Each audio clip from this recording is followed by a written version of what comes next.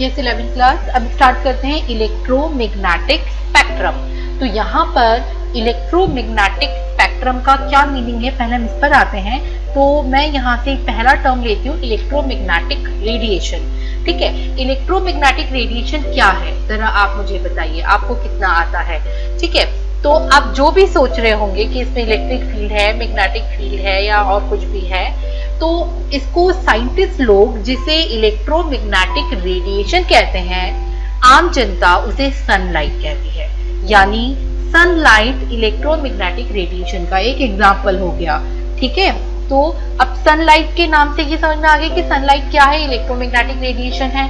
ठीक है, अच्छा इस स्पेक्ट्रम का मतलब क्या होता है। आपने सनलाइट का रेनबो देखा है, VIBGYOR, violet, indigo, blue and green, yellow, orange and red. ठीक है, ये जो रेनबो है ये हम आम जनता का वर्ड है, लेकिन साइंटिस्ट उस रेनबो को क्या बोलेगा, स्पेक्ट्रम बोलेगा, यानी बैंड ऑफ कलर्स, उसे स्पेक्ट्रम कहते हैं। तो शॉर्टकट में अगर हम बात करें तो इलेक्ट्रोमैग्नेटिक स्पेक्ट्रम यानी हम क्या पढ़ने वाले हैं, सनलाइट के अंदर प्रेजेंट कलर की बैंड, सनलाइट का स्पेक्ट्रम हम यहाँ पर पढ़ने वाले हैं। ठीक है, अच्छा मैं आपको यहाँ पे एक चीज बता दूं कि सनलाइट एक एग्जाम्पल है इलेक्ट्रोमैग्नेटिक रेडिएशन का। मतलब और भी कई सारे सोर्सेज हैं जिनसे ये रेडिएशंस एमिट हो सकती हैं, सन भी एक सोर्स है जिनसे ये रेडिएशन एमिट होती है। ठीक है, अच्छा अब यहाँ पे देखो, तो ये जो स्पेक्ट्रम यानी जो बैंड ऑफ कलर है, इसके बारे में हम बात करें तो नीचे एक सीक्वेंस गिवन है। सीक्वेंस में सेंटर में देखो विजिबल रेंज दिख रहा है, यहाँ से ये ब्लू एंड है, रेड एंड है, violet, indigo, blue and green, yellow, orange, red, visible range है ये। ठीक है, तो ये तो सनलाइट में वो रेंज है जो कि हमें रेनबो के फॉर्म में दिख जाता है। ठीक है, लेकिन इसके राइट हैंड साइड और इसके लेफ्ट हैंड साइड, दोनों साइड पर और भी कई ऐसे कलर्स हो सकते हैं या होते हैं जो ह्यूमन आइज से तो आइज नहीं देख पाती हैं, लेकिन वो प्रेजेंट होते हैं। और इनका क्या ऑर्डर आता है, तो आप यहाँ से स्टार्ट करेंगे। First cosmic rays, then gamma rays, then X rays, UV यानी अल्ट्रावायलेट रेज, फिर विजिबल रीजन आता है, फिर आईआर यानी इंफ्रारेड रेज, फिर माइक्रोवेव और फिर रेडियो वेव। ये टीवी जो है रेडियो वेव में आ जाएगा।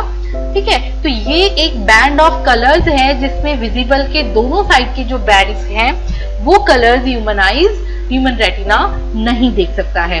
ठीक है, अच्छा अब यहाँ पे अगर हम गौर करें कि इनको किस तरह से अरेंज किया गया, तो ये जो कॉस्मिक रे है हाईएस्ट एनर्जी की रे है, और जैसे जैसे हम कॉस्मिक से गामा की साइड बढ़ते जाएंगे, एक्स, यूवी और रेडियो की साइड आते जाएंगे, रेज की एनर्जी कम होती जाती है। ठीक है, अच्छा जिस भी रे की एनर्जी कम होती है उसकी फ्रीक्वेंसी भी कम होती जाती है। मतलब कॉस्मिक रे की एनर्जी मैक्सिमम है तो कॉस्मिक रे की फ्रीक्वेंसी भी मैक्सिमम होगी, और जिसकी फ्रीक्वेंसी मैक्सिमम होती है उसका वेवलेंथ मिनिमम होता है। ठीक है, ये जो बात मैंने आपको भी बताई, फ्रीक्वेंसी और वेवलेंथ और एनर्जी का रिलेशन, ये हम अभी आगे प्लैंक्स इक्वेशन में पढ़ने वाले हैं, उससे आपको और क्लियर हो जाएगा। तो बच्चों कॉस्मिक रे की एनर्जी मैक्सिमम है, इसलिए कॉस्मिक रे की फ्रीक्वेंसी मैक्सिमम है, और रेडियो वेव की एनर्जी मिनिमम तो उसकी फ्रीक्वेंसी मिनिमम। और जहां पे फ्रीक्वेंसी मैक्सिमम है वहां पे वेवलेंथ मिनिमम है, तो रेडियो वेव का वेवलेंथ मैक्सिमम है। ठीक है, तो यानी हमने इन रेडिएशंस को किसी एक ऑर्डर में अरेंज किया। अगर मैं फ्रीक्वेंसी की भाषा में बात करूं या वेवलेंथ की भाषा में, तो हम किसी एक इंक्रीजिंग या डिक्रीजिंग ऑर्डर में अरेंज कर देंगे तो वो बैंड ऑफ कलर बन जाएगा, उसी को ही हम स्पेक्ट्रम या रेनबो कहते हैं। तो देखिए इसका डेफिनेशन क्या है, the arrangement of various types of electromagnetic radiations in the order of their increasing और डिक्रीजिंग वेवलेंथ्स और frequencies is known as electromagnetic spectrum. अच्छा यहाँ पे एक क्वेश्चन पूछा जाता है, ये विजिबल रेंज में देखिए ये ब्लू एंड है, ये रेड एंड है। पहले मुझे ये देख के बताओ कि कौन सा एंड ज्यादा एनर्जी का है, कौन सा एंड कम एनर्जी का है। तो देखो ब्लू एंड कॉस्मिक रे की साइड है, रेड एंड जो है रेडियो वेव की साइड है, तो ब्लू एंड ज्यादा एनर्जी का होगा और रेड एंड कम एनर्जी का होगा। अच्छा अब आप मुझे ये देख के बताओ कि किस एंड का वेवलेंथ ज्यादा है। तो आप बोलेंगे कि मैम जिस साइड की ब्लू एंड की एनर्जी ज्यादा है तो इसका वेवलेंथ तो कम होगा, और रेड एंड की एनर्जी कम है तो उसका वेवलेंथ ज्यादा होगा।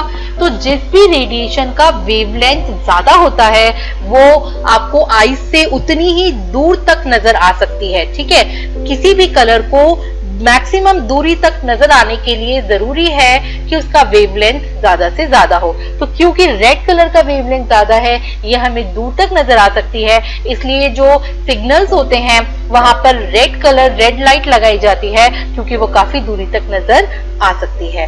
ठीक है, तो ये इलेक्ट्रोमैग्नेटिक स्पेक्ट्रम का डेफिनेशन और ये उसका इंट्रोडक्शन है।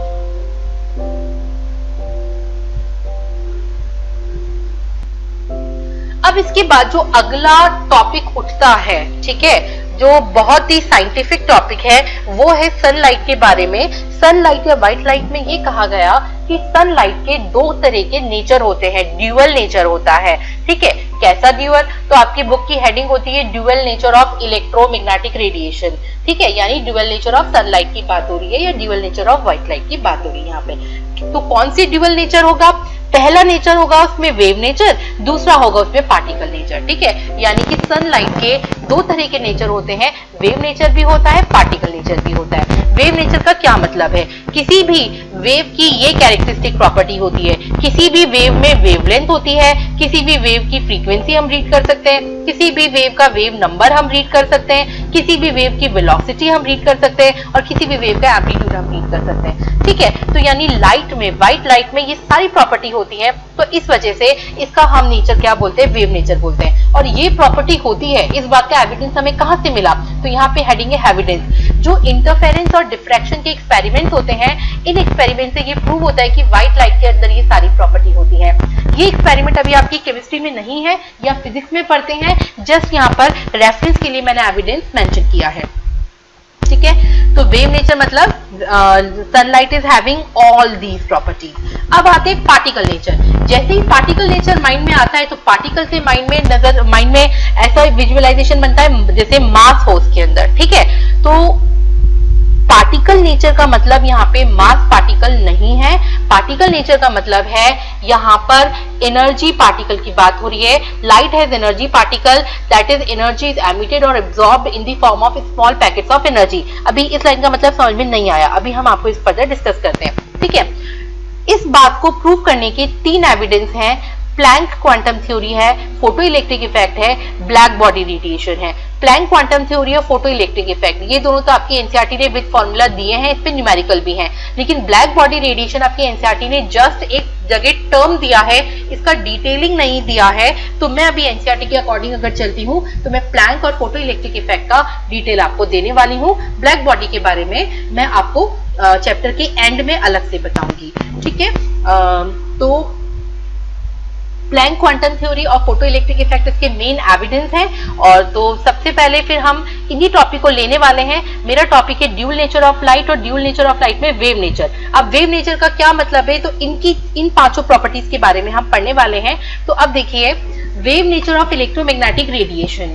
Light consists of electric and magnetic field component that oscillate perpendicular to each other and perpendicular to the direction। अच्छा, पहली बात इस लाइन में ये लिखा है कि भाई सनलाइट को साइंटिस्ट लोग इलेक्ट्रोमैग्नेटिक रेडिएशन क्यों कहते हैं? वो इसलिए कहते हैं क्योंकि इस लाइट वेव में इलेक्ट्रिक और मैग्नेटिक दोनों फील्ड होते हैं ऐसे, और दोनों फील्ड इस तरह से वेवी फॉर्म में प्रोपेगेट कर रहे होते हैं, लेकिन एक दूसरे के राइट एंगल पर, 90 डिग्री के एंगल पर परपेंडिकुलर एक दूसरे के प्रोपेगेट कर रहे होते हैं। तो देखो, ब्लू कलर का अगर ये कौन सा फील्ड है? मैग्नेटिक फील्ड है, तो ये रेड कलर का इलेक्ट्रिक फील्ड इसमें जा रहा है। ठीक है, और ये दोनों ही फील्ड जो है कंटिन्यू आगे प्रोपेगेट कर रहे हैं, प्रोपेगेशन के भी परपेंडिकुलर है। ठीक है, तो इसलिए सनलाइट को आप इलेक्ट्रोमैग्नेटिक रेडिएशन कहते हैं। ठीक है, अब सनलाइट की जो वेव है वो जब आगे बढ़ती है तो वो इस तरह से वेवी फॉर्म में जाती है। ठीक है, तो अब इसमें एक चीज देखिए, जब ये बेस लाइन से ऊपर गया, ठीक है, तो इसको आप बोलते हो क्रेस्ट, जो पीक बनी वो क्रेस्ट, नीचे आया तो ट्रफ, फिर क्रेस्ट, फिर नीचे आया ट्रफ, फिर क्रेस्ट, फिर नीचे आया ट्रफ। इस तरह से वेवी फॉर्म में ये जो वेव है आगे प्रोपेगेट हो रही होती है। ठीक है, अच्छा, अब इसमें बेस लाइन से ये जितना ऊपर गया, पीक की जो हाइट है, इसे हम क्या कहते हैं? एम्पलीट्यूड कहते हैं। अगर ये और ज्यादा ऊपर जाती है, हाइट बड़ी होती है तो एम्पलीट्यूड ज्यादा, हाइट कम होती है तो एम्पलीट्यूड कम होता है। ठीक है, अच्छा, दूसरी बात, एक कंप्लीट ट्रफ और एक कंप्लीट क्रेस्ट, यानी एक नीचे वाला पार्ट और एक ऊपर वाला पार्ट मिला करके हम इस डिस्टेंस को क्या बोल देते थे? वेवलेंथ कहते हैं। तो यानी अगर ये वेवी फॉर्म में कोई भी वेव मूव करेगी तो हम ये डिस्टेंस रीड कर सकते हैं वेवलेंथ, एक ट्रफ और एक कंप्लीट क्रेस्ट, ठीक है, इसे हम वेवलेंथ बोलते हैं। अच्छा, अब क्या है कि लाइट कंटिन्यू प्रोपेगेट कर रही है, मूव कर रही है। मैंने यहाँ पे कोई एक पॉइंट डिसाइड कर दिया, ठीक है, या मैंने यहाँ पे एक पॉइंट डिसाइड कर दिया और इस पॉइंट पर मैंने देखा 1 सेकंड में कितनी वेवलेंथ इससे पास करती हैं। वेवलेंथ का मतलब क्या है, एक पूरा ट्रफ और एक पूरा क्रेस्ट मिला के 1 वेवलेंथ बनता है। तो वो जितनी वेवलेंथ पास करती हैं उस पॉइंट से 1 सेकंड में, वो उसकी फ्रीक्वेंसी हो गई। यानी हम इस पूरे एक्सप्रेशन से, डायग्राम से इन सारी टर्म्स को एक्सप्लेन कर सकते हैं। तो देखो यहाँ पे लिखा है a light wave is characterised by the following characteristic properties, it is having wavelength, it is having frequency, it is having wave number, it is having velocity and नीचे है एम्पलीट्यूड। तो वेवलेंथ क्या है, वेवलेंथ है distance between 2 nearest crest, 2 nearest trough. तो क्या हम बोलते हैं, ऊपर वाले डॉट से ऊपर वाले अगले डॉट तक जाना ये वेवलेंथ है, या नीचे वाले डॉट से अगले नीचे वाले डॉट तक जाना वेवलेंथ है, या एक पूरा ट्रफ और क्रेस्ट एक वेवलेंथ है। इनका डिस्टेंस सेम ही रहेगा, ठीक है। किसी भी नजरिए से आप इसको लिख सकते हैं। इसको आप लैम्डा से डिनोट करते हैं क्योंकि डिस्टेंस की यूनिट है, तो डिस्टेंस की यूनिट यहाँ पे सेंटीमीटर, आर्मस्ट्रॉन्ग, इस तरह से आप इसकी यूनिट को दे सकते हैं। फ्रीक्वेंसी क्या हो गई, फ्रीक्वेंसी अभी भी मैंने आपको बताया कि number of waves which passes through a point in 1 second. तो जितनी वेव 1 सेकंड में किसी पॉइंट से पास करती है वो उसकी फ्रीक्वेंसी है। फ्रीक्वेंसी का सिंबल होता है न्यू, ठीक है, NU इसको प्रोनाउंस करते हैं। और ये हो गया हर्ट्ज, क्या हम बोलते हैं कि सेकंड इनवर्स इसकी यूनिट हो गई, ठीक है, हर्ट्ज कहते हैं इसको। फॉर्मूला क्या बन जाएगा, nu equal to C by lambda, इसका फॉर्मूला हो गया। फिर आते हैं वेव नंबर। वेव नंबर क्या है, ये जो लैम्डा आया है, ठीक है, लैम्डा, इसके रेसिप्रोकल को, this is reciprocal to the wavelength, that is the number of wavelengths per centimeter, ठीक है। इसको आप कैसे लिखेंगे, न्यू लगाइए और उसके ऊपर बार लगा दीजिए, तो इसको लिखते हैं न्यू बार और इसका फॉर्मूला बन जाएगा nu equals to 1 by bar nu equals to 1 by lambda. फिर आ गई वेलोसिटी। वेलोसिटी क्या है, it is defined as the distance covered in 1 second. Velocity आप जानते हैं, ठीक है, इसकी यूनिट क्या हो जाएगी, सेंटीमीटर पर second, denoted by C speed of light है और ये हमेशा फिक्स होती है, 3 × 10⁸ मीटर्स पर सेकेंड होती है, ठीक है। फिर एम्पलीट्यूड। एम्पलीट्यूड अभी भी मैंने आपको बताया हाइट होती है, हाइट ऑफ द क्रेस्ट या depth of the trough is called as amplitude, it is denoted by A, ठीक है। और एम्पलीट्यूड बेसिकली क्या बताता है, ये इंटेंसिटी को बताता है, ठीक है, कि कितनी इंटेंसिटी की रेडिएशन है। तो बच्चों यहाँ पर इन शॉर्ट मैंने इस टॉपिक में आपको क्या बताया है कि सनलाइट का नेचर वेव नेचर होता है। वेव नेचर क्यों होता है, क्योंकि उस लाइट के अंदर ये सारी प्रॉपर्टीज होती हैं, ठीक है। तो इन सारी प्रॉपर्टीज की वजह से सनलाइट को वेव कहा गया। लेकिन अगला जो पॉइंट आया कि कुछ साइंटिस्ट का ये मानना था कि सनलाइट का नेचर तो पार्टिकल नेचर भी होता है और इसके लिए एविडेंस दिए गए प्लैंक्स क्वांटम थ्योरी। तो सबसे पहले मैं आती हूँ प्लैंक्स क्वांटम थ्योरी पर। प्लैंक जो साइंटिस्ट थे, इन्होंने क्या कहा कि radiant energy which is emitted और absorbed in the form of small discrete packets of energy called quantum, quanta और photon. Energy of one quantum is directly proportional to nu है और न्यू का फॉर्मूला होता है C by lambda, proportionality sign हटाएंगे तो H आ जाएगा, फॉर्मूला बन जाएगा E equals to H new और न्यू का फॉर्मूला HC बाय लैम्डा हो गया। और अगर n नंबर ऑफ क्वांटम होते हैं तो NHC बाय लैम्डा, ठीक है। अच्छा, यहाँ पर जो मैंने आपको इतना बोल दिया, मैं बोर्ड पर इसका लेक्चर ले रही हूँ इसके बाद में और इसके न्यूमेरिकल जो NCERT के वो उसमें करा रही हूँ। इसमें मैं आपको ये वाली बात कहना चाह रही हूँ कि जब एक वेव है, वेव कंटिन्यू मूव कर रही है, उसमें वेवलेंथ है, फ्रीक्वेंसी है, लेकिन उस वेव की जो एनर्जी है वो कैसे फ्लो हो रही है, उस वेव की एनर्जी छोटे छोटे एनर्जी पैकेट्स की फॉर्म में फ्लो हो रही है। जैसे कि आप ऐसा करें कि आपने एक बकेट में पानी भरा और आपने बहुत सारे बैलून्स ले लिए, या आप टैप से धीरे धीरे बैलून्स में पानी भरते जा रहे हैं और उन पानी के बैलून्स को टाई करके फेंकते जा रहे हैं। ठीक है, यानी आप पानी की कंटिन्यू धार नहीं फेंक रहे हैं, आप पानी को छोटे छोटे बलून्स में भर के पानी के पैकेट्स बना के फेंक रहे हैं। तो इसी तरह से जो वेव की एनर्जी है वो पानी के धार की तरह से कंटिन्यू नहीं आती है, वो छोटे छोटे बलून्स, पानी भरे बलून्स की तरह एनर्जी पैकेट्स की फॉर्म में फ्लो होती है। ठीक है, और उस एक पानी से भरे बैलून की एनर्जी को आप क्या बोलते हैं, फोटोन कहते हैं। उस एक बलून को फोटोन बोलेंगे या क्वांटम या क्वांटा बोलेंगे। और उस एक फोटोन की एनर्जी कितनी होगी, उस एक बैलून की एनर्जी कितनी होगी, E equal to h nu होगी। ठीक है, न्यू का फॉर्मूला रख दें तो एच सी बाय लैम्डा भी आप लिख सकते हैं। एच यहाँ पर क्या है, एच यहाँ पर साइंटिस्ट के नेम से प्लैंक्स कांस्टेंट है, जिसकी वैल्यू आपको याद करनी है 6.626 इंटू 10 की power minus 34 joules into seconds. ठीक है, ये वैल्यू आपको याद करनी है। अब अगर मैं आपसे बोलूं कि हमने 10 बैलून्स फेंके हैं, ठीक है, हमने 10 बैलून्स फेंके हैं, तो बताओ टोटल कितनी एनर्जी फेंकी। तो आप क्या बोलेंगे, आप बोलेंगे कि मैम एक बलून की एनर्जी को 10 से मल्टीप्लाई कर दीजिए। तो ये देखो फॉर्मूला बन गया कि अगर मुझे n नंबर ऑफ फोटॉन्स की एनर्जी चाहिए तो मैं क्या लिखूंगी, E equals to n h nu लिख दूंगी। ठीक है, तो इस तरह से प्लैंक का ये मानना था कि सनलाइट की एनर्जी छोटे छोटे एनर्जी पैकेट्स, एनर्जी पार्टिकल की फॉर्म में आती है, और उन पार्टिकल को हम क्या कहते हैं, फोटोन कहते हैं।